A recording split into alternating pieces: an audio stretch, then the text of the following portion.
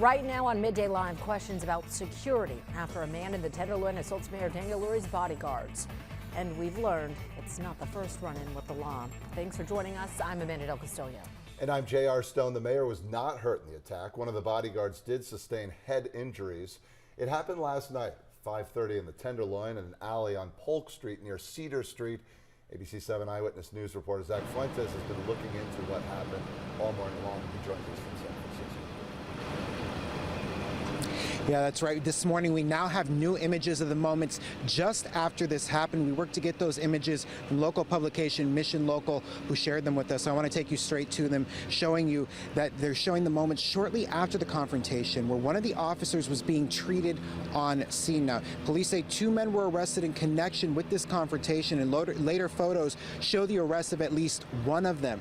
Now, Lurie's office and the San Francisco Police Department confirmed this incident, telling us that 2 officers assigned to the mayor's detail were in a physical confrontation with 2 unknown males. The officers requested backup, and those officers, like you saw, had non-life-threatening injuries. No other people were injured. A Mission Local reporter, Eleni Balakrishnan, who covers the Tenderloin and crime, was there just moments after this happened.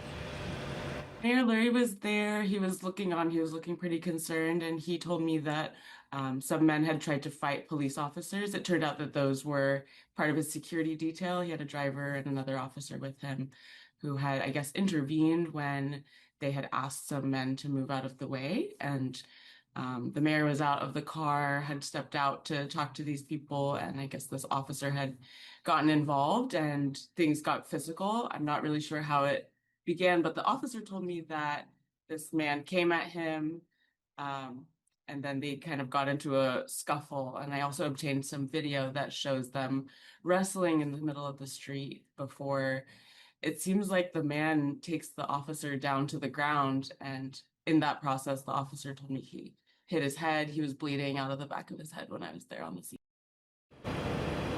The San Francisco police have identified the 2 men involved and do have them in custody.